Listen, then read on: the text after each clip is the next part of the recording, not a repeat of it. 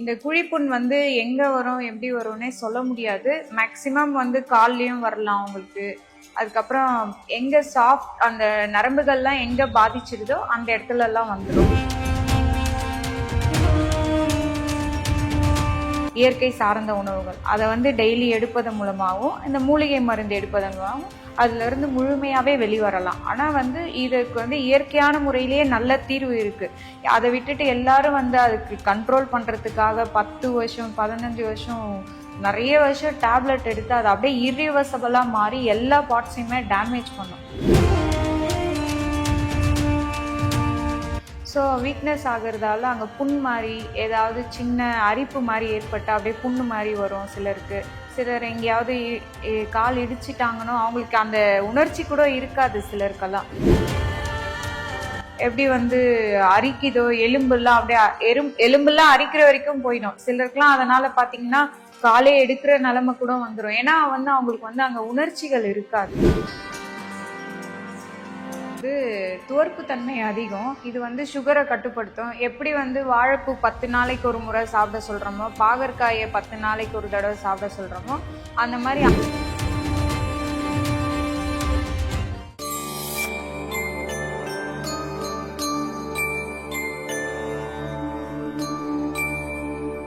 Temple express நேயர்களுக்கு வணக்கம். சித்த மருத்துவம் சம்பந்தமான நிறைய தகவல்களை நம்மளுடைய சேனல்ல பார்த்து நிறைய பேர் பயனடைஞ்சுக்கிட்டு இருக்கோம். அந்த வகையில மேலும் பல தகவல்கள் இது சம்பந்தமா கிடைச்சா நல்லா இருக்கும்ல. அதுக்காகவே இன்னைக்கு நம்ம கூட பாரம்பரிய சித்த மருத்துவர் சந்தியா பாலகிருஷ்ணன் அவர்கள் நம்ம கூட இருக்காங்க. நிறைய தகவல்கள் நமக்காக சொல்ல காத்துட்டு இருக்காங்க. வணக்கம் மேம். வணக்கம். எப்படி இருக்கீங்க? நல்லா இருக்கேன். சர்க்கரை நோய் பத்தி சித்த மருத்துவத்துல என்னென்ன விஷயங்களா இருக்குங்கிறதெல்லாம் முன்னாடி நீங்க நிறைய பதிவுகள் கொடுத்துருக்கீங்க. ஆனாலுமே வந்து அதன் மூலியமா ஏற்படக்கூடிய புண்கள், சர்க்கரை நோய் ஏற்பட்டுச்சு அப்படின்னா நிறைய விதமான பிரச்சனைகள் ஏற்படுதுன்னு சொல்லி ஒருத்தருங்களும் சொல்லும் பொழுது கேள்விப்படும் போதெல்லாம் ரொம்ப சங்கடமா இருக்கும். அது எல்லாத்தையுமே சர்க்கரை நோய் இதனால ஏற்படக்கூடிய இந்த புண்களை அறுவை சிகிச்சை முறையில தான் போய் சரி பண்றோங்கிறதும் சிலர் சொல்றாங்க. அதை அறுவை சிகிச்சை இல்லாமலே சரி பண்ணிட முடியுமா? சுகருன்னு ஃபர்ஸ்ட் வருது ஐடென்டிஃபை பண்றாங்கன்னா அதுக்கான இயற்கையான முறையிலேயே வந்து அது சரி பண்ண பார்த்துடணும்.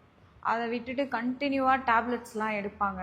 அது என்ன ஆகும்னா கிட்னியும் அஃபெக்ட் ஆகும். அது மட்டும் இல்லாமல் அங்கே எல்லாம் கிட்னி அதுக்கப்புறம் வந்து நர்வ் சிஸ்டம் எல்லாமே ரொம்ப சாஃப்டாக இருக்கும். ஸோ அது நர்வ் சிஸ்டம்ஸ்க்கு போதுமான ஆக்சிஜன் சப்ளை இல்லைன்னா அந்த இடம் வந்து வீக்னஸ் ஆகிடும். ஸோ வீக்னஸ் ஆகிறதால அங்கே புண் மாதிரி ஏதாவது சின்ன அரிப்பு மாதிரி ஏற்பட்டு அப்படியே புண்ணு மாதிரி வரும் சிலருக்கு. சிலர் எங்கேயாவது கால் இடிச்சிட்டாங்கன்னு அவங்களுக்கு அந்த உணர்ச்சி கூட இருக்காது. சிலருக்கெல்லாம் இடிச்சிட்டாங்கனாலும் அப்படியே புண்ணாயிடும். இதனாலலாம் கால்லாம் எடுக்கிற லெவலுக்குலாம் போகும் சிலருக்கு. ஸோ அது ஃபஸ்ட்டு ஐடென்டிஃபை பண்ணிட்டாங்கன்னா எப்படி இது இயற்கையான முறையில் சரி பண்ணுறது தான் பார்க்கணுமே தவிர ஃபுல்லாக வந்து கால் எடுக்கிறது அந்த மாதிரிலாம் பண்ணக்கூடாது.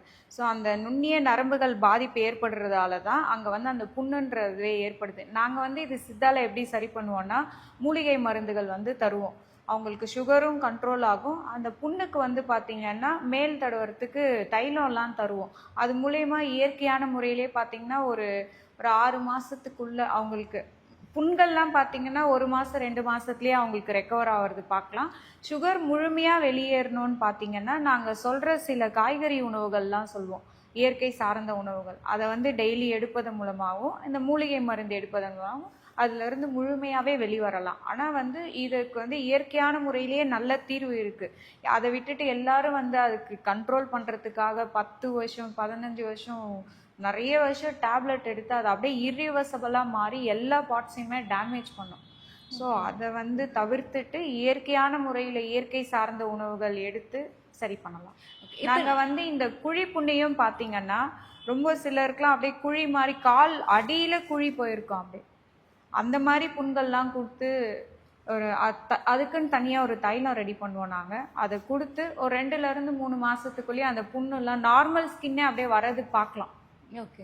இப்போ நிறைய இடங்கள்ல நாங்களே பார்க்க முடியுது. நிறைய ஏதோ இலைதலைகள் எல்லாம் அரைச்சு காலில் பூசிக்கிறது, இல்லை எண்ணெய் நார்மலாக இருக்கிற எண்ணெயெல்லாம் தடவுறது எல்லாமே பார்க்குறோம். ஸோ இந்த மாதிரி அவங்களா ஏதாவது ஒரு விஷயங்களை பார்த்து ரெமெடியாக போடும்பொழுது எந்த மாதிரியான விளைவுகள் அது ஏற்படுத்தும்? எதை போடுறது சரியானது? சிலர்லாம் பார்த்தீங்கன்னா சில இழைத்தழைகள்லாம் கட்டுவாங்க. ஏன்னா சிலதெல்லாம் வந்து பாய்சனஸாக இருக்கும், ரொம்ப கொடிய விஷத்தன்மையாகவும் இருக்கும். சிலர் வந்து யூடியூப்பில் பார்த்துட்டு முறையான மருத்துவரோட ஆலோசனை இல்லாமல் பார்த்துட்டு அப்படியே கட்டுவாங்க. அதனால என்ன ஆகும்னா அந்த இடத்துல இருக்க அந்த நரம்பு மண்டலம் தான் பாதிப்பாய் திருப்பி அந்த புண்ணோட வீரியம் தான் அதிகமாகுமே தவிர அது குறையாது. அது மட்டும் இல்லாமல் அங்கே உணர்ச்சியே இருக்காது ஃபஸ்ட்டு அவங்களுக்கு. ஸோ இது வரைக்கும் கால்லாம் எடுக்கிற லெவல்லாம் போயிடும். ஸோ அதனால ஒரு முறையான ஒரு மருத்துவரோட ஆலோசனை இல்லாமல் அவங்கள எடுக்க வேணான்னு சொல்கிறோம். ஒரு மருத்துவரோட ஆலோசனைப்படி எது பண்ணாலும் அது கரெக்டாக இருக்கும். சுகர்ல மேஜரான ஒரு விஷயம்னு பார்த்தோம்னா குழிப்புண் தான். இந்த குழிப்புண் வந்து எங்க வரும் எப்படி வரும்னே சொல்ல முடியாது. மேக்சிமம் வந்து கால்லயும் வரலாம் அவங்களுக்கு. அதுக்கப்புறம் எங்க சாஃப்ட் அந்த நரம்புகள்லாம் எங்க பாதிச்சிருதோ அந்த இடத்துல எல்லாம் வந்துடும். அது வந்து அப்படியே குழி மாதிரி போயிட்டே இருக்கும் உள்ள. எப்படி வந்து அரிக்குதோ எலும்புலாம் அப்படியே எலும்புலாம் அரிக்கிற வரைக்கும் போயிடும். சிலருக்குலாம் அதனால பாத்தீங்கன்னா காலே எடுக்கிற நிலைமை கூட வந்துடும். ஏன்னா வந்து அவங்களுக்கு வந்து அங்க உணர்ச்சிகள் இருக்காது. ஸோ போதுமான ஆக்சிஜன் சப்ளை இல்லாததால அந்த நரம்புகளே வீக் ஆனதால அங்க ஆக்சிஜன் சப்ளையும் இருக்காது. ஸோ அது இல்லைன்னா அவங்களுக்கு உணர்ச்சியும் இருக்காது. இந்த மாதிரி குழிப்புண்ணியும் பாத்தீங்கன்னா நாங்க ஒரு மாசம் 2 மாசத்துலயே சரி பண்ணிடலாம் அந்த குழிப்புண்லாம். அதுக்கான தைலங்கள்லாம் நாங்க ரெடி பண்ணி தருவோம். அந்த ஒரு குழிப்புண்ணுக்கு டிஃப்ரெண்டா இருக்கும். ஒவ்வொருத்தருக்கு ஒவ்வொரு மாதிரி இருக்கும். ஒவ்வொருத்தருக்கு ஒவ்வொரு மாதிரியான தைலங்கள் வரும். அந்த தைலம் கொடுத்து அந்த குழிப்புண்ணெல்லாம் முழுமையா ஆறிடும். அவங்களுக்கு பழைய ஸ்கின் எப்படி இருந்தது அதே மாதிரி வரும். அந்த குழிப்புண்ணு அதுக்கப்புறம் அந்த வீக்கம் இருந்த இடத்தெல்லாம் ஸ்கின்னோட டோன் கலரே டோட்டலா சேஞ்ச் ஆயிட்டு இருக்கும்.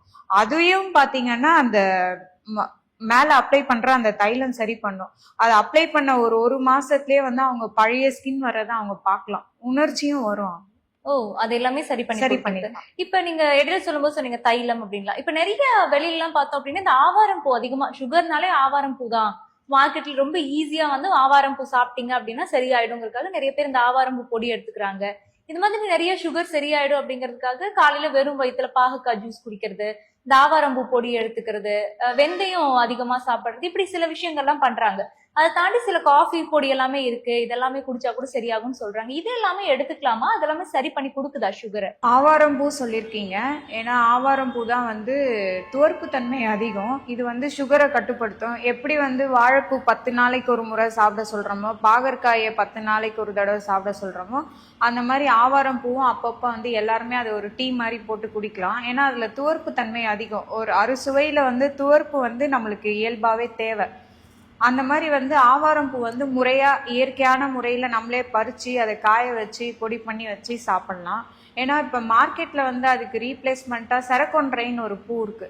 அதை வந்து ஆவாரம் பூ நினச்சி சிலர் வாங்கி யூஸ் பண்ணிடுறாங்க. அது கிடையாது. ஆவாரம் பூ ஸ்பெசிஃபிக்கா இயற்கையா இருக்கிறத பார்த்து நம்மளே வாங்கி நம்ம அதை பொடி பண்ணி வச்சுக்கலாம். ரெடிமேடா வாங்குறதால வேணா அவங்களுக்கு வந்து ரிசல்ட் இல்லாம இருக்கலாம். ஓகே. ஸோ இந்த மாதிரி வேரியேஷன்ஸ் வரும். ஸோ அதை கொஞ்சம் பார்த்து வாங்கணும் நம்ம தான். இல்லைன்னா டைரெக்டாக நம்மளே எங்கேயாவது கிடைக்கிற இடத்துல போய் பறிச்சுட்டு வந்து நம்மளே எடுத்து யூஸ் பண்ணிக்கலாம். அதுக்காக வந்து நாங்களும் வந்து இது ஆவாரம் பூ பொடியெலாம் கூட தரோம். நீங்கள் கன்சல்டிங் வந்தீங்கன்னா அப்போ இதெல்லாம் வந்து கொடுப்போம். நாங்களும் சுகருக்காக அந்த மெடிசன்ஸ் தரும்போது இந்த ஆவாரம் பூ பவுடரும் தருவோம். சர்க்கரை நோயால இன்னைக்கு நிறைய பேர் வந்து பாதிப்படைஞ்சுக்கிட்டு இருக்காங்க அப்படின்னு தான் சொல்லணும். அதுலயும் குறிப்பா நிறைய பேர் அறுவை சிகிச்சை வரைக்கும் தள்ளப்படுறாங்கும் போது அது முற்றிலுமா தேவையே கிடையாது.